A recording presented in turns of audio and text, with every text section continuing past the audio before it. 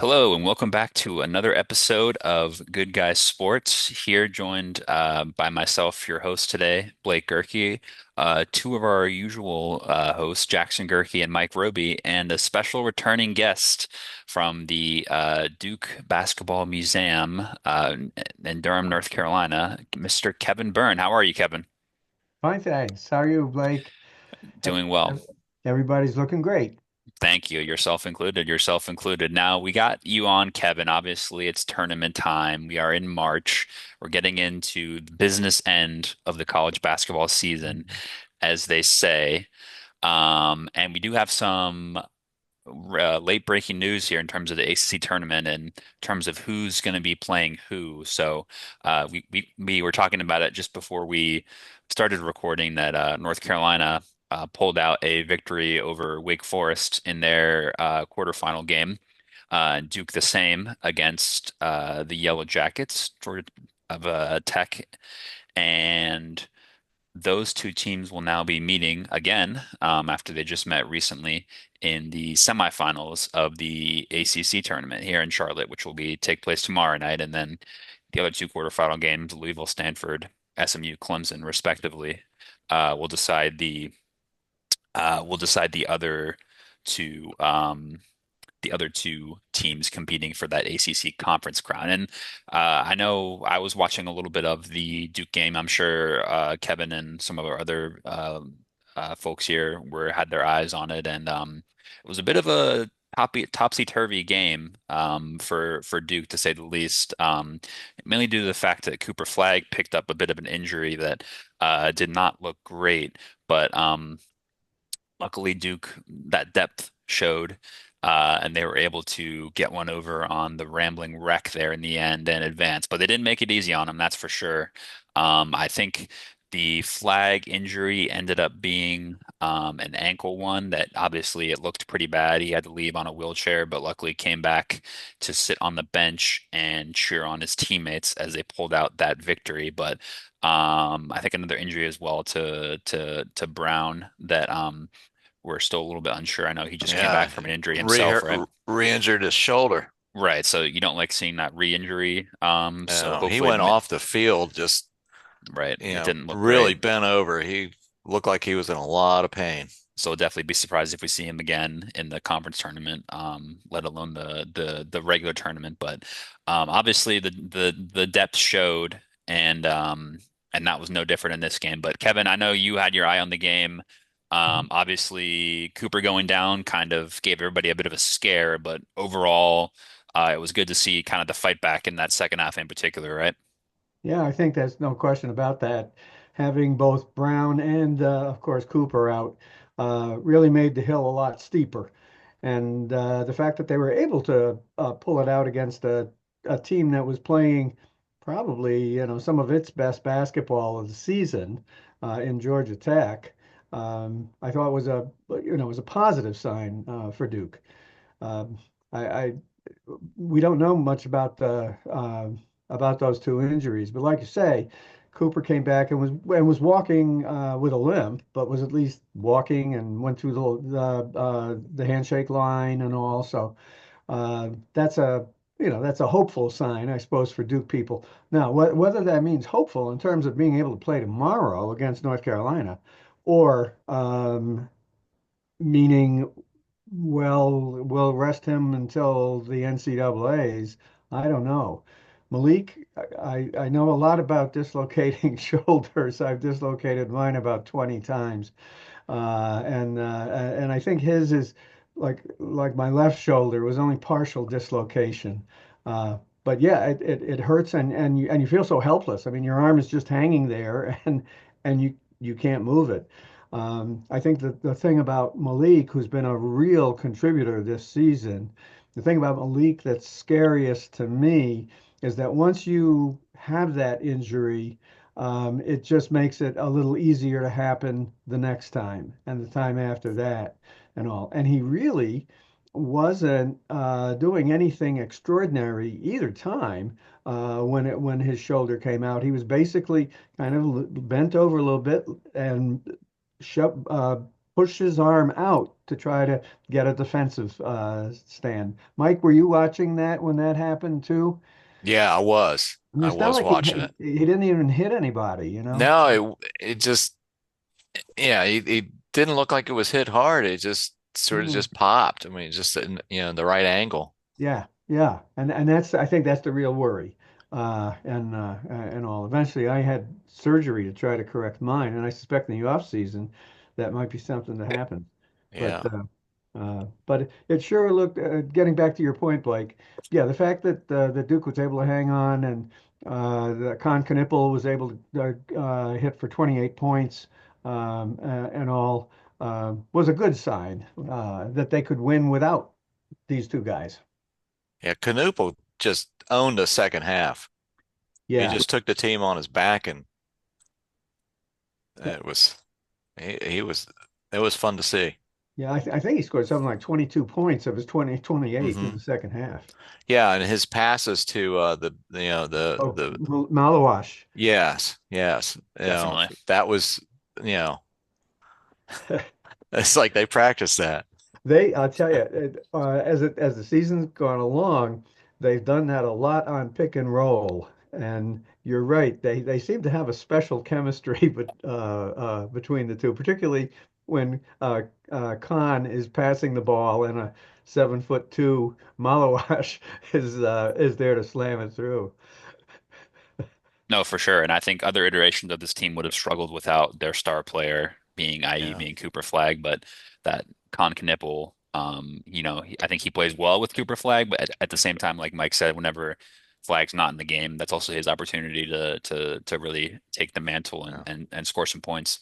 Yep, yep. Well, yeah, to be 14 points down, three-quarters of the way through the first half and only trail by 5 points at the half. And then they came out, they had a 12-0 run in the beginning of the second half. Right. In the first half, Mike, if my recollection is that we were 0 for 13 on 3-point shots. Yeah. That's not going to work. Yeah. I think the final percentage was like maybe 23% of the 3 points, Yeah, for yeah. Duke. I noticed I just looked at the Wake Forest, North Carolina score, and Wake Forest was under 10% from three too, which I think also mightily contributed to their demise against UNC today. Hmm. No, absolutely. Jackson, what kind of stood out to you in that performance? It was maybe a bit of a shaky first half, but second half, Duke really put their foot down, right? Yeah, they were down 14 in the second half, and then suddenly found a way to to get on a run. Finally get on a run late in the first half, and just to close it out with a to what would be a one score game heading into the locker room at that point. And and then yet next thing you know, next thing you know, after that, they after that losing your best player, losing your best player, losing your best player, Cooper Flag with a knee injury, and then It was, yeah, I think it was his ankle in the end. Yeah. yeah. So yeah, So what and was so so what was which player stood out to you in the second half, Jack, that picked up the slack when Cooper went out? Was there one player that stood out to you? yeah, for me it has to be yeah, for me it has yeah, for me it has to be Boycott and Marquise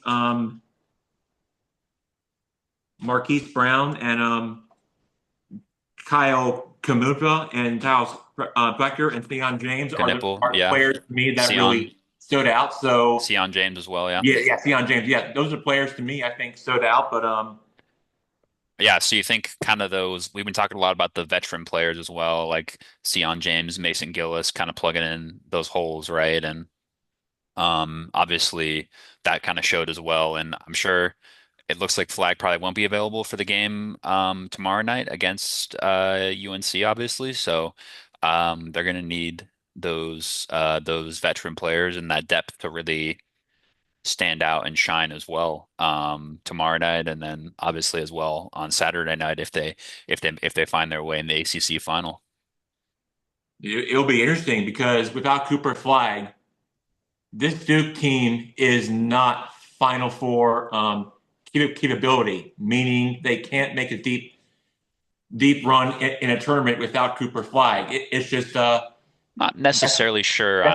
that's just how it is I in the agree, sport but of college basketball. So no, I without mean him, that's probably most people's with that, opinion on that matter, but I tend to think maybe they're not like a overwhelmingly dominant team without Cooper Flag, but I do think they have a lot of depth without him. I think there are other Duke teams that if they lost their best player, they would fall apart. I don't necessarily think they would fall apart if they didn't have Cooper Flag, but I mean, obviously, listen, he's their best player, so it would make things a lot more difficult for sure. But I do think the team is pretty deep, one to eight, nine, 10, or whatever, however you wanna frame it. So, got to mention Isaiah Evans as well. A really hot scorer who coming off the bench or starting or wherever Shire plays him, he can really go on these runs where he's making basket after basket. So Evans for sure will have the green light tomorrow night against UNC with Flag out even more so. So one to keep an eye on. This doesn't necessarily get into the point that you two Blake brothers are discussing, but uh, Duke's depth, I think, has been a very important development this particular season. I think our depth wore North Carolina down in Chapel Hill the other night, and I think our depth wore what admittedly is a very thin Georgia Tech team. What was it? There's something like only seven or eight. Mike, do you remember that? 7 or 8 scholarship players available Yeah, no, at Georgia Tech. I didn't So that, catch that, but Duke's depth is definitely strong. yeah. No, for sure. And it's something that, I think will do them well I think in a game like today when you kind of everyone hits the panic button. You got guys like Concanipple there to just calm everything down. The likes of Isaiah Evans to provide some scoring off the bench, and obviously Maloch in the middle with that strong defensive presence, who they're going to need him to match up against other big guys, presumably as well, come tournament time. So Hmm. yeah, it's definitely we hope that Flag is able to come back at some point. But like we said, resting in the ACC tournament, not the end of the world because Duke most likely has a number one seed locked up anyways, being um, the best team in the ACC by far. So I'd be surprised if even if they lose in the semis here against UNC, I'd be pretty shocked if they lose that out to a number one seed because there's nobody else in the ACC realistically that can climb their way into a number one seed, even if the likes of Clemson win the ACC tournament. In terms of their overall ranking in the conference and overall, I don't think they're quite there in terms of jumping a team like Duke. So record wise, overall in conference. So right. I would And still expect our number one seeds Jackson to be Duke, Auburn, um, Houston. Houston, and probably Florida. Unless we can mention quickly now, jump to the SEC tournament as well, because we have the big teams enter at a later stage tomorrow, I believe, 14th. The likes yes, of Auburn, yes, Tennessee, Florida, and Alabama all enter the yes, quarterfinals tomorrow. So, right, um, so right, keep and right. Keep that in mind, Blake. And do want to point out that Marquise Brown and Cooper Flag are the players that went down in injury today against Georgia Tech. Certainly, keep an eye on most importantly on Cooper Flag's health, but Marquise Brown, who Uncle Mike should know that he is a Culpeper, Virginia native. He played his high school ball there, so that's someone to keep in mind. for heading in the tournament if Marquise Brown somehow finds a way to play in the next game and let's say in the ACC tournament on Friday night. We'll certainly keep our eye on that. But you're right, Blake. Certainly lots to be looked forward to for conference for conference to, tournament games that are happening. No, for sure. And I think the SEC tournament we'll want to keep an eye on, like I mentioned, for that seeding. Realistically, you can say, is it really that big of a difference to be a number one seed or a number two seed, given there's no actual home court advantage come March Madness? Maybe, maybe not, but ultimately you want to be as high to see as possible to get the best possible draw. So I think Auburn's probably safe as a number one seed already, given their record. Um, I mean, to be fair, their overall record is actually the same as Florida. So maybe it's not quite as clear cut as that, but all these teams are very similar. So it might just be a case of, it's a lot of extra incentive for this conference tournament. Usually the conference tournaments not quite the same like level as like a March Madness, obviously, but for this SEC tournament in particular, given the depth of the conference this year, unfortunately, Vanderbilt lost in the first round, so they weren't able to go on a run and strengthen their case at all. But certainly Auburn, Tennessee, Florida, and Alabama all want to prove to the selection committee that they deserve as high a seed as possible. So that makes these games worth watching even more so than usual. Definitely. Yeah. And we can all and we can all agree on that the tournament games are by far must-see TV compared to your average conference game. I'm I'm right there with you. Yeah, Alabama will be playing Ole Miss, just as an update. Okay. Ole Miss won today. Wait, Jackson. Hold on one second. Oh, Did I just hear sorry, I've been moving out of my apartment today, so it's been a little hectic. I know I didn't just hear breaking news that Cooper Flag is injured. I watched the end of the game and I saw he was not in game gear. He was in warm-up gear. Are you telling me CF is injured and how long is he going to be out?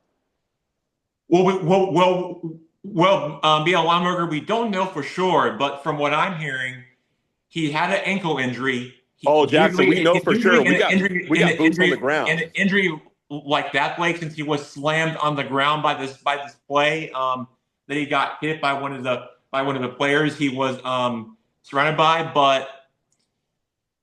But from what I can tell, that he was bumped into one of his players that was on that play that would have that that has caused for him getting that injury, that got hit hard by this injury that he suffered with this ankle injury. Normally, if you see something like that as a player, you would wear yourself a strap to prevent from your knee. Well, in that case, they took him to the locker room, flagged that is X-rays, and they found that and Coach Shire from his press conference is telling me that those X-rays are negative. So that's a good news for sign of relief All right, so he'll be back tomorrow. as a player. So yeah, so the good news is that the fans got a standing ovation. The crowd got in it. He was he was he was back on the bench, sitting down with one of his teammates, with their athletic trainer. He was back in the team, sitting with his player with his team, but he did not play the rest of the game. So it's going to be one of those wait and see kind of things. See if he's going to be playing the next game, which would be on Friday against UNC. But if he doesn't play the rest of the season, or let's say for the NCAA tournament, then I don't see them advancing all the way to the Final Four. I just don't see it. That's just how it is. In sport of college basketball, it's just really that simple. And I just don't really and I just don't think Duke's the same team without Cooper Flag. Yeah, but All right. I would rest him tomorrow. I think Agreed. He's not gonna play tomorrow. Duke's Yeah. depth, with Duke's Agreed. depth, they can beat UNC.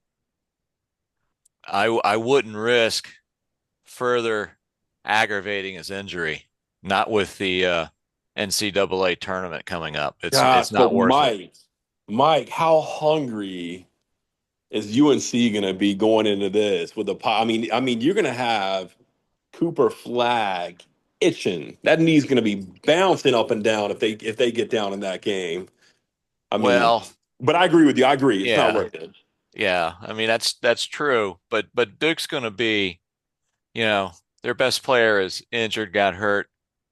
The rest of the Duke team is going to want to win. Could Duke and Carolina play each other three times within a 30-day period?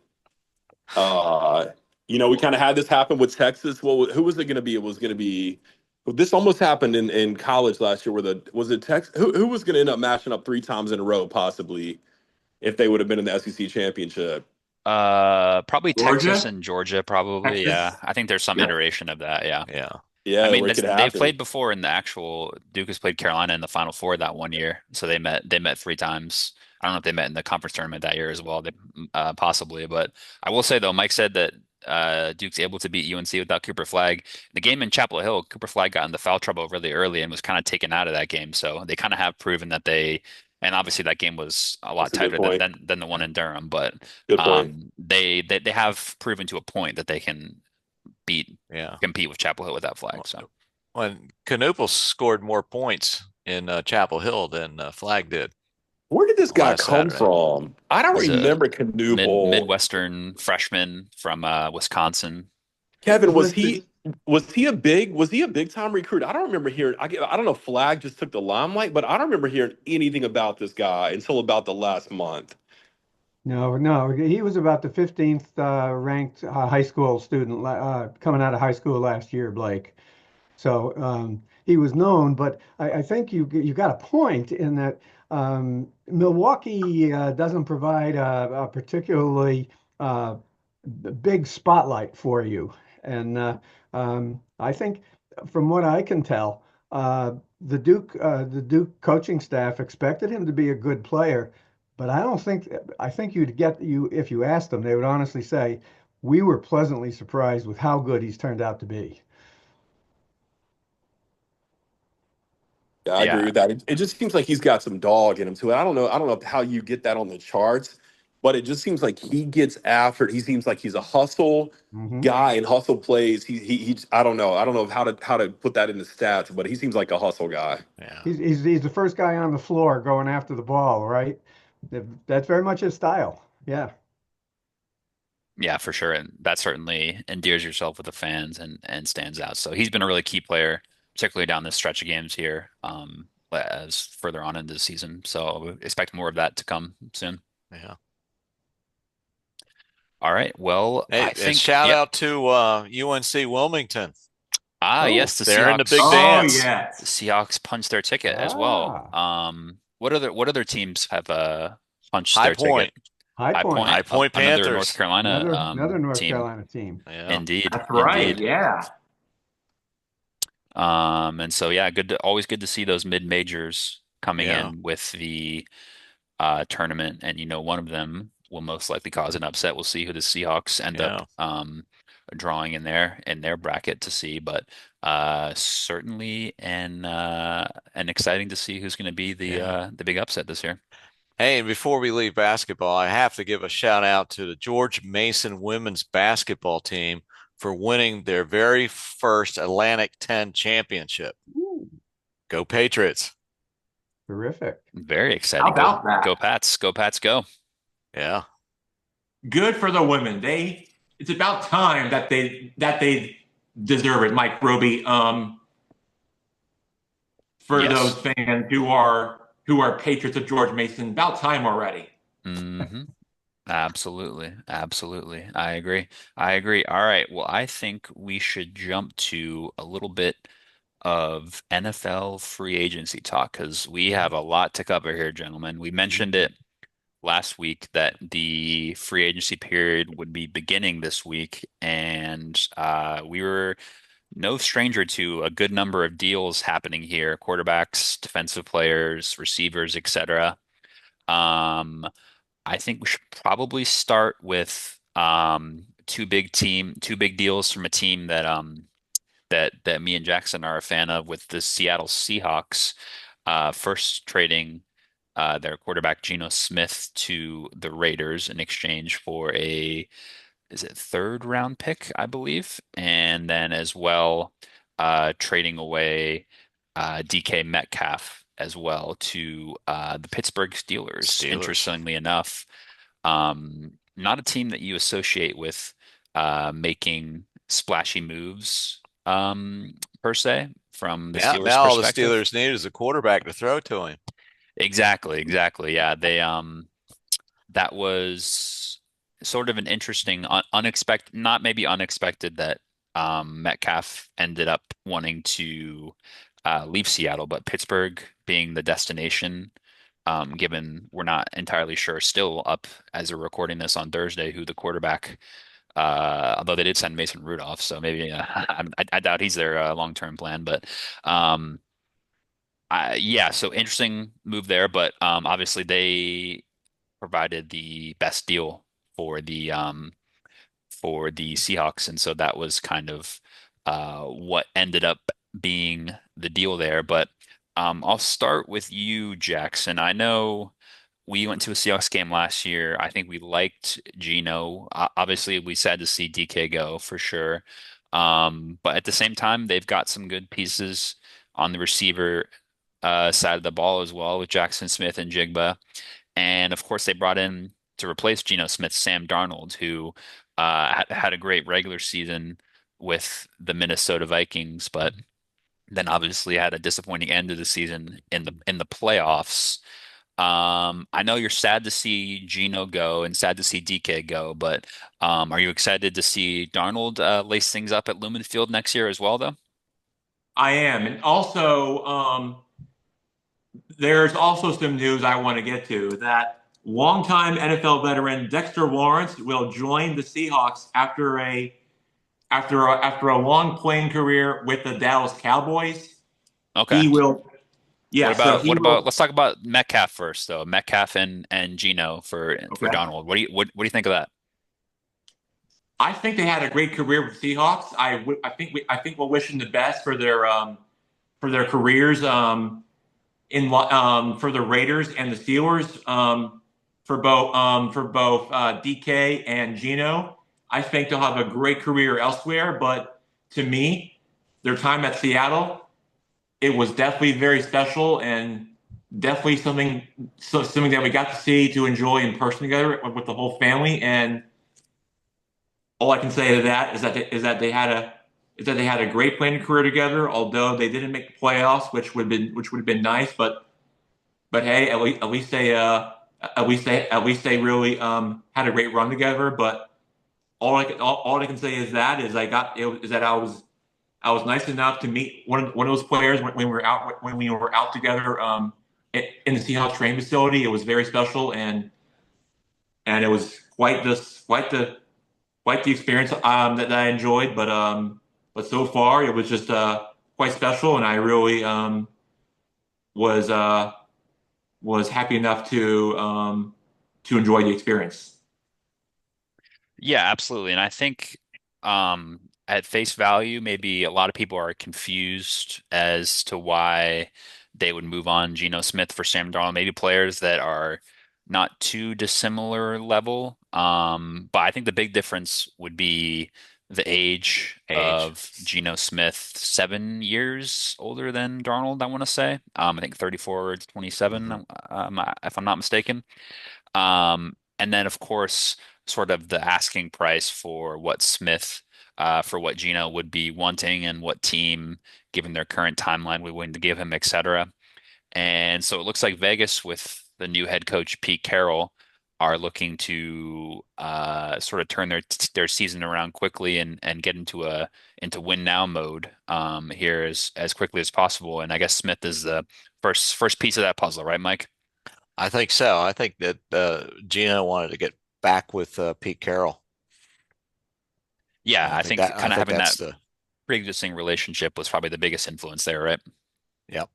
And what about Metcalf? Mike, did you were we surprised that Pittsburgh pulled the trigger on him, or maybe they just needed to get some weapons in the I building? was yeah, I was sort of surprised, but in the back of my mind, I think they want to compete against the Ravens, and so they need to boost up their receiving core to help with that. And Metcalf gives them another top-notch receiver for that. But again, now they just need a quarterback since Russell Wilson is a free agent, as well as Justin Fields went and signed with the Jets. Right. So the quarterback shift out of Pittsburgh was obviously Yeah. Fields to, Rumor has it that they may be interested in Aaron Rodgers. so it seems like maybe they're just going to flip quarterbacks, which seems a bit strange. Yeah, it does to me. Um, yeah, But but maybe they can talk themselves into that given the Jets wanted to get younger and the Steelers, similar to Vegas, think they're in win now mode, yeah. I suppose. Um, but I don't know. Do we think they're better off bringing back Russell Wilson or maybe taking a flyer on Rodgers? It's a bit risky, isn't it? I would go with Wilson over Rodgers. You know, 42 years old. I mean, Wilson will be what, 39? But even still, I would, if I was a Pittsburgh fan, I'd rather have Wilson back. But um, they'll they're probably going to pick somebody else up Yeah, I don't know. other than those two. If you guys were Steelers fan, would you be happy if your team signed Aaron Rodgers? What do you guys think? Yeah, I would just be a little. I would not be too excited and thrilled about it. I mean, think about it. The quarterback is over 40 years old, and he has had some. He has had some history of making too many mistakes, too many injuries, and just very fragile quarterback. And if I were Mike Tomlin and Steelers, I would then I would just take the risk of a 40-year-old quarterback who has no experience in whatsoever, well before his days with the Packers. And that would just be a huge risk if I were to put him on this roster for this football team. And really the Roonies in the Steelers organization would not be very thrilled and excited if I were a fan of the black and gold terrible towel fans up there in Steel City. But Hey, Jackson, Aaron, not Aaron so Rodgers, Aaron Rodgers, fast. Aaron Rodgers, the Steelers, I'm not buying it. Jackson, not so fast. Let me tell you something right now. The Panthers have nothing to live for at this point. It used to be the Washington Commanders and the Panthers, but now Mike Roby's team has been saved from the depths of taking any player just to buy tickets and sell tickets. And now the Panthers are left in spot number one. We'll take them. We'll sell some tickets and we'll get some Aaron Rodgers Panthers jerseys. Come to Carolina, open arms. We'll take you, Rodgers. Blake, So you're what do you crazy. think Bryce Young will think about that? Well, he won't be able to see over them to find out, or most of the fans. But sorry, too soon, too soon, too soon. No, I think the fans are going to give Young a bit more time down there. They like the younger quarterback. I think it'll be a team. I mean, the quarterback market, part of the reason why maybe if you're a Seahawks fan, you're not particularly, I think, I think it's not a, I think it's a good move personally, swapping Smith for Darnold. I think he's got more potential given the age and what we've seen of him so far, but it's not like a home run killer signing given sort of the current free agent quarterback crop that we have, the likes of Darnold, Fields, Rodgers, Wilson. We saw Daniel Jones sign a 1 year deal with the Colts as well to possibly compete with Anthony Richardson. So it wasn't the most robust quarterback market. So I think Seattle kind of went with what they felt like was the best option. They obviously felt like they didn't want to make a move in the draft. Maybe one of these teams that assigned a quarterback still will make a move for quarterback in the draft, but it's certainly not as deep of a quarterback class in this year's draft as we saw last year. Really, the only two guys to write home about being Cam Ward and Shedeur Sanders, and some people aren't even 100% convinced on those two as full prospects right now. So I think a lot of teams are going to end up going for these veteran guys that they're not in love with, but they like. And so that's probably what's going to end up happening in Pittsburgh. The New York Giants are going to have to either draft or sign one of these quarterbacks as well, right? Probably New Orleans too. We can throw into that category. So it's slim pickings out there, you know. There's only so many good quarterbacks, right? They don't grow on trees. That's a great point, Blake. And I do want to point out that if DeMarcus Lawrence has signed a 3-year deal with the Seahawks, so that will be a huge addition and excited for the fans for this player on defensive side of the ball. That can be really thrilled and excited about for fans like us who are Seahawks fans, and that should be very exciting for what the team has to offer. Blake, so that should be something that they should be very excited about. Did you guys see the video of the wall at the Seahawks stadium? I don't know if it's a current video or an old of like kind of the players that were all there at one time. And now I think that DK Metcalf was the last one out of like the five or six to exit Seahawks, right? Man, I mean, they really, really had a team put together. But I guess it's rebuilding season now. Yeah, this is kind of the last clearing out of Pete Carroll's Seahawks with And San Fran as well. Another team south of them is kind of doing a rebuild, a big rebuild as well. right. So they obviously committed money to Brock Purdy, but apart from that, they're letting a lot of their big veteran pieces go as well. Yeah, that's right. Yeah, and so Hey Jackson, you know what? You know what I saw? This is kind of crazy. what? Kevin will be the expert. We got boots on the ground. A lot of people. So South Carolina signed their quarterback to I think about a 2 point somewhere north of 2.5 million a year. SEC football, big time. Well, guess what? Not to be outdone by Duke. Duke comes in about a week after that contract and signs their quarterback. So I think an $8 million 2 year, and you correct me if I'm wrong, Kevin, but I think it was close to 8 million 2 year deal. So Duke is not just the basketball; they are going after it in every sport right now, and their coach in basketball is one of the highest paid coaches as well. His contract's pretty nice. Yeah, you're right, Blake. It's 4 million for each of 2 years, so a total of 8. Yeah, and he is coming from Tulane, which is not the kind of launch pad you'd have expected for that kind of money. The No, yeah, Tulane Green Wave, is that right? Are they the Green Yeah, Wave? that's right. yeah, that's it. Good Yeah, law school. Interesting. certainly be seeing yeah, plenty of those moves going around as well. Let's see other interesting NFL free agency moves. Jackson, what else caught your Yes. eye? Yes.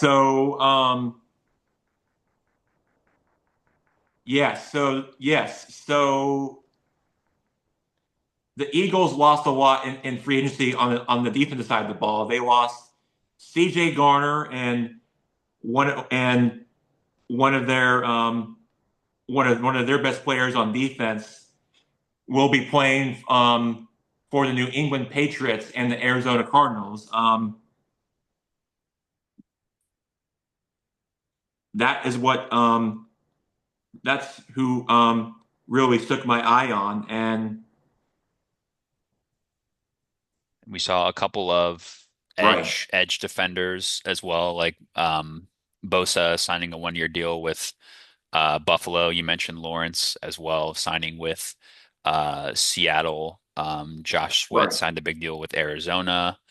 And then, of course, Myles Garrett, obviously, we thought maybe he would be leaving Cleveland, but he signed one of the biggest deals, I think, in NFL history, probably, definitely for defensive side of the ball to remain in Cleveland. So that was an interesting one. right.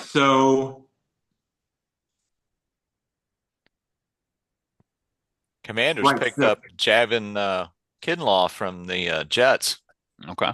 Okay. on a 3 year deal.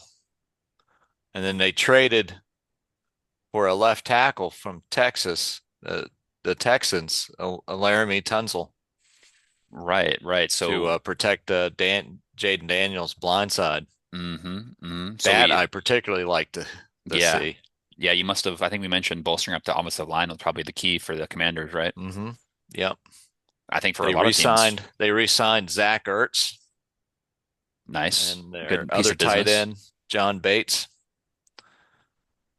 So they've been busy. They picked up Will Harris as a safety since Jeremy Chin is was lost into free agency. Yeah, sorry to interrupt, but Monte Williams and Jonathan Sweat, Isaiah Rogers and Zach Brown are one of the Eagles players that have been lost in free agency. One of those players will be playing for the New England Patriots. The Patriots have added a lot of free agency on. They went all in on defense.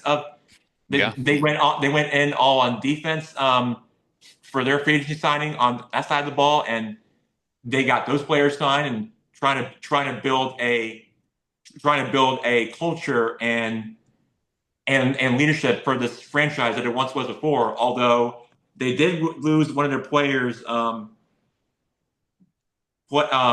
they did lose one of their players and release one of them to save some cap space for them. That he has won super couple of Super Bowls for this team, and that's really what stuck out to me. But Was that Slay?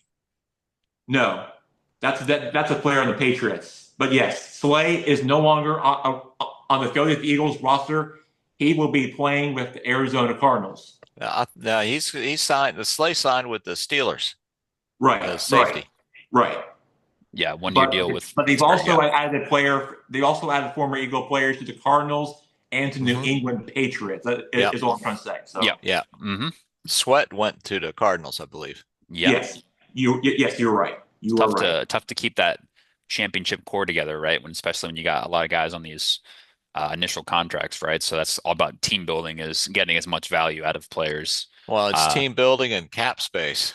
exactly, yeah, exactly. Obviously, with a cap restricted league like the NFL, trying to maneuver around that is really Mm-hmm. what the job of the GM, right? Yeah. But as for Uncle Mike's team, you guys lost Jonathan Allen. He will be going to the Minnesota Vikings, and then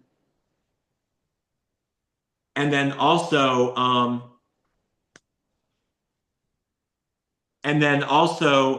you guys added Marcus Mariota to a 1 year deal for your for potentially Jaden Daniels backup quarterback, which Yep. should be helpful if or when he somehow goes down in injury this season, which only time will tell there. And then you guys picked up Jonathan Jones, Eddie Goldman, and Desmond Wise.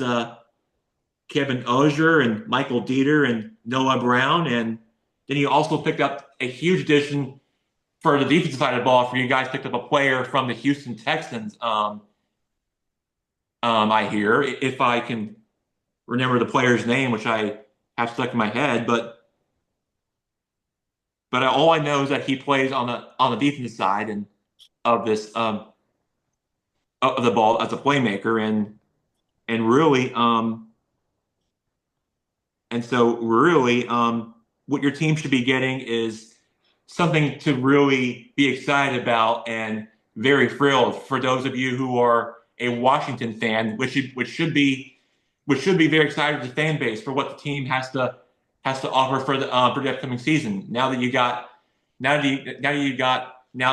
I'm sure the Eagles will find some replacements for those key players who were unable to resign free agency. But if you lose one of your top players in defense for the Eagles, Washington I think should be feeling good about themselves for what they are hearing and bringing for what this team has to offer this season, and that you that there's going to be a lot of that buzz, that there's going to be a lot of hype and more excitement for what the vibe has to offer for those fans up in the NBA, for what they should be excited about. So to me, I think the Commanders will be very excited and very thrilled for for what they're getting. But yeah, more has yet to come for what this Commanders team has yet to build on.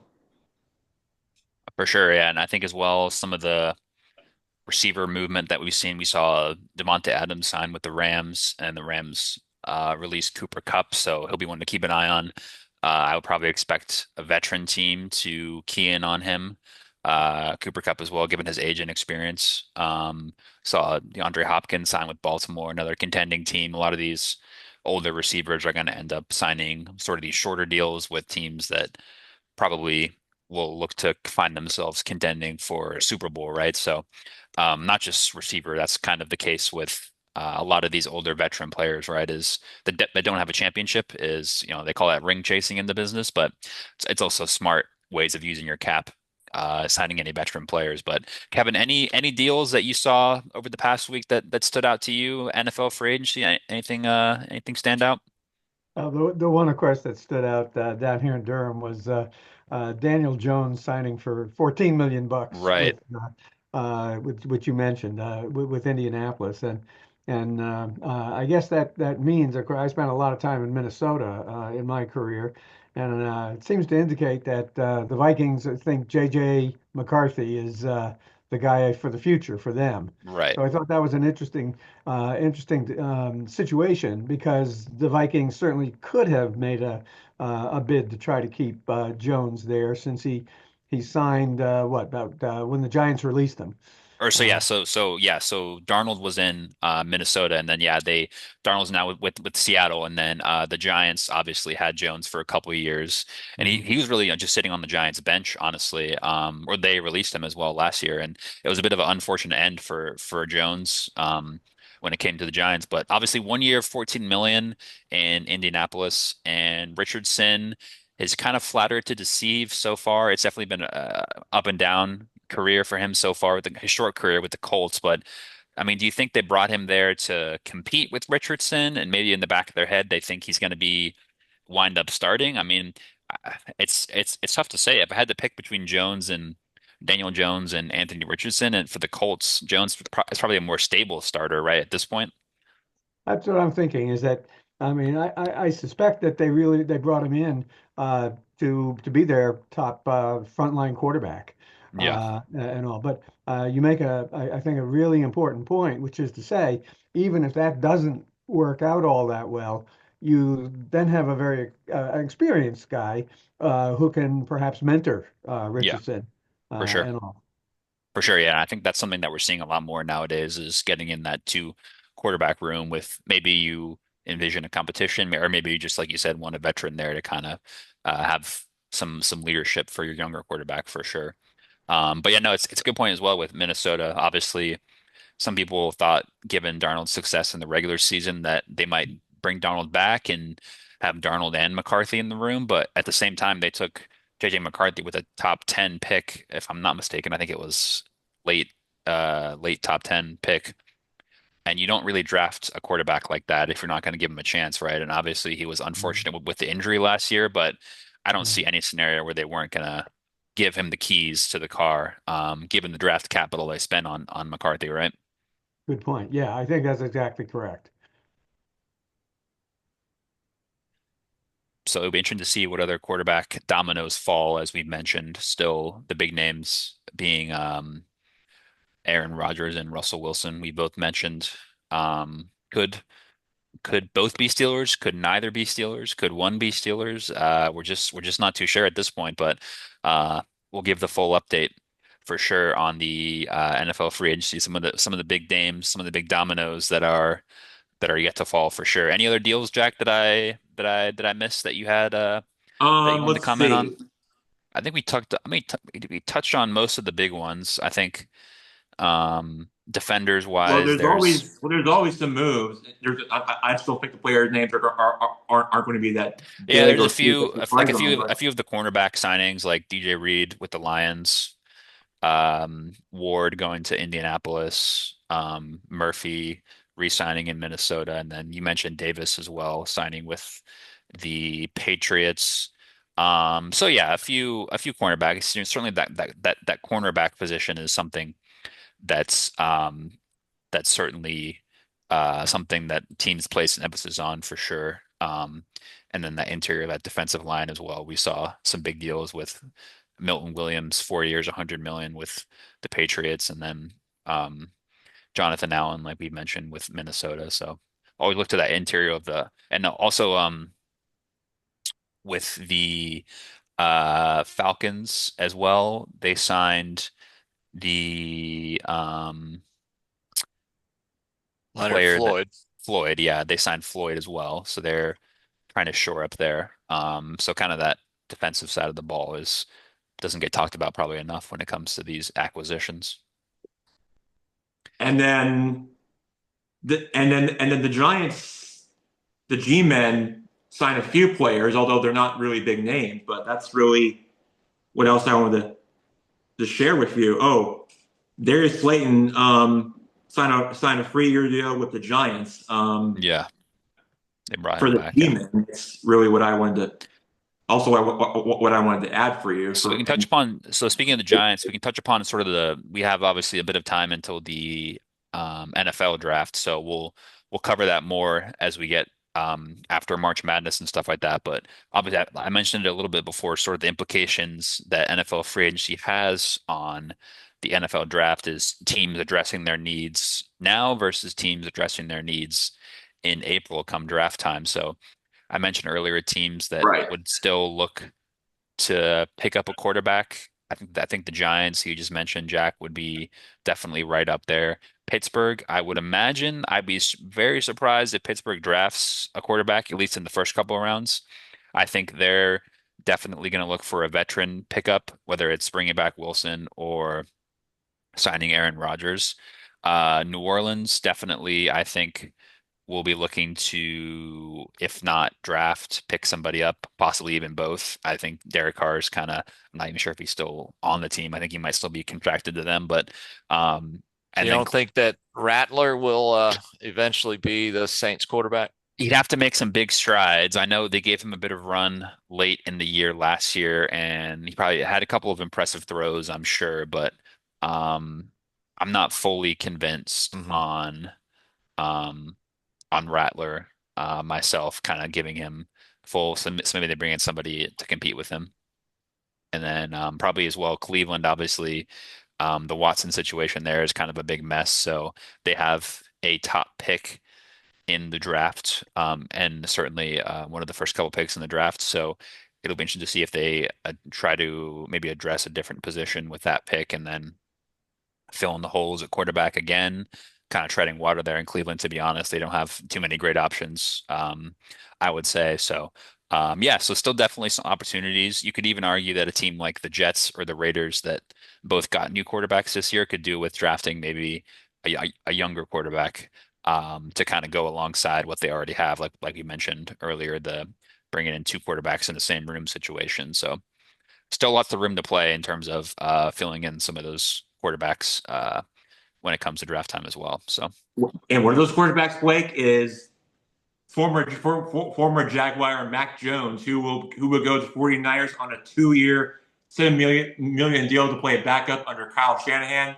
That's also one that's that that strikes into me.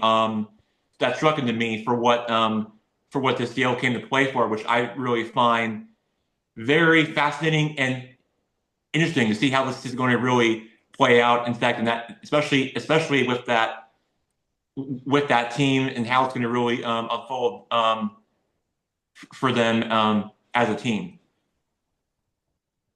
yeah, no, for sure. And we saw lots of moves, and certainly we'll keep an eye on any of the other moves that come. Even though the we saw a lot of the big moves happen already, but like we said, still some dominoes to fall. So definitely stay tuned for some more free agency news coming up soon from Good Guy Sports. We will be all over that.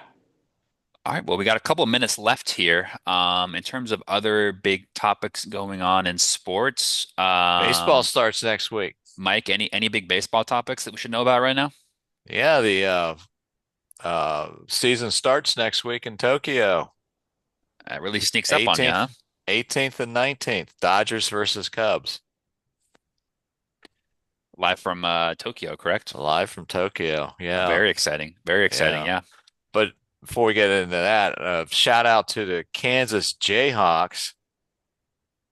they had 5 back-to-back home runs to beat Minnesota 13-1, but hitting 5 home runs back to back. I don't think that's and I know that has never been done in the major leagues, That's but pretty it impressive. may have not ever been done in the major college either. And here I thought Kansas was a basketball school. Yeah. Turns out they're not. They can be a multiple school. Either that or Minnesota needs a better pitching staff. Could be a bit of both. And Could have been both. also, Minnesota has also fired their basketball coach, which means they have no March Madness NCAA basketball tournament experience. So sports in Minnesota are not looking great right now. Yeah. Well, Hey, and the Mike, I was just going to say that it's quite a challenge to bring baseball players up to Minnesota, especially this time of year, you know. that's right. They're still Right. playing hockey. Right. So did you know the Braves and the Reds are going to be playing a game at Bristol Speedway That's right. Yeah. August 2nd? That's very exciting. Yeah. I've They're seen building a Oh diamond yeah. in the middle of the speedway. And so that'd be I think between the Tokyo and the Bristol games, that's pretty much all the special games upcoming season in MLB. I mean, going to a baseball game at a speedway, sign me you up. better bring You your and Mike earmuffs. Roby and Wake Lumberg and Wake Gerke should all go to it. It's a bit of it's in the middle of nowhere as far as I know, Bristol, but it certainly would be a fun viewing experience. Yeah, it's shouldn't be too far from Raleigh, Durham. No, it wouldn't be too far from NASCAR. I mean, No. we are in NASCAR country in North Carolina, aren't we, gentlemen? Yeah. Well, we sure are. Mhm. With the headquarters being in Charlotte. Indeed, indeed, home of the ACC tournament. Yeah, that's right. That's right. I think. Tell you what, Blake, mm, if we were to make that trip together with the whole family, that would just be a full experience and lifetime game for us to remember. That would just really be a fun trip and cool experience for us to remember if we were to even to make it to this event. That would just be very special. Hey, only way I'm driving there with you is if we're doing it in the number 88 car, my friend. Sound like a plan? Well, I'm all in. All right, all right. Hopefully Blake Wamberger will catch a ride with us and just try to go full throttle with his electric racing mobile. You never know. Yeah, I know Blake popped out for a second, but there was some other MLB Stadium news that dropped today. I guess they're having some difficulties with the new Rays plan for a stadium in St. Pete. So, unsurprisingly to me, that is not going forward. I was not exactly getting the champagne bottles ready on that one. I had a feeling that was going to face some roadblocks. So, the Rays obviously will start playing temporarily here come opening day, Mike, but Yeah. no plans for a future And set that as and well. that yeah, and that game has been delayed by a day just to get the minor league stadium ready for major league play. Right, yeah, Steinbrenner Field, yeah. Hmm. So And they're then of facing course, difficulties. yeah, of course the Athletics will be also playing at a AAA ballpark in Sacramento this year. Right. So it's a bit of a weird situation. I'm sure Major League Baseball is not loving the optics of that with two teams playing in minor league parks, at least with the A's, as far as I mean, they do have definitive approved plans, right, for a Hmm. park in Vegas. Yeah, yeah. Obviously the Tampa situation seems to be a bit more in flux though, right? And that was caused by, the hurricane. Correct. Yeah. So there's Um, some mitigating, obviously, circumstances there, but even yeah, still, they've been trying to get a new park there for a while, and yeah. they've Well, haven't been able just to the get it going. optics, there's a major league sport that wants to expand by 2 teams, but yet they're having 2 of the existing teams playing in AAA stadiums at least on a temporary basis. Mike, do you have But any idea what the capacity is in Sacramento? I want to say 12,000, Wow. I mean, not a lot. Yeah. It wouldn't be massive, yeah. I think it'd be probably like I think between 10 and 14,000. Yeah. I guess Mm, maybe they can expand it as much as they can. hmm So But, that would be interesting to see. but they're also, they're not playing in any the fan base doesn't have any loyalty per se to the right. Athletics because they're going to Right. eventually go to Vegas. But Right. a park that small, they probably will sell, pretty good as far as the seating capacity. Mhm. But Yeah. still, Yeah, I mean, it's probably initially most of the fans there will probably be A's fans that come up and protest for the first part of the season anyway. So that'll be indeed. interesting to see. I think MLB Yeah. kind of hopes people will settle down there and just wait till they wait till they can actually move to Vegas. So yeah, Yeah, interesting storyline to keep an eye on though as we get into yeah. the season. And the Nationals will be opening up against the Phillies, Hmm. Nationals Park on March 27th. So I will I will be at Nationals Park instead of on the show on that day. We'll have to do yes, we have a man live on the ground opening day. Yeah, Very exciting. It'll be coming up yeah. soon here, Jack. Opening day. Looking forward to it, man. Should be very exciting. Hey, Absolutely. before before we go, Blake, I want to get a shout out that this week is our co since our co-host is not here because he told me by a text message that he got to run.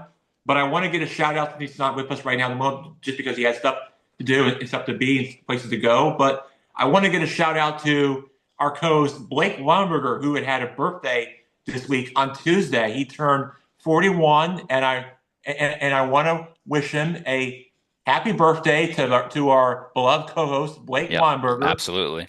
who I hope he's listening, and I really wish you are, but I want to wish you a happy birthday, BL Weinberger, and that we're always thinking of you. And I know you're not with us, but I'm always thinking of you, and hope the very best, and and just really hope to let your birthday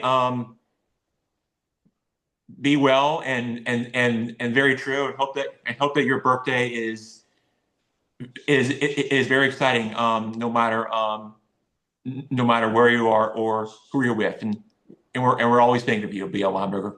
Absolutely. Yep. Shout out to Beal Lineberger. Hope you had a great birthday, my friend.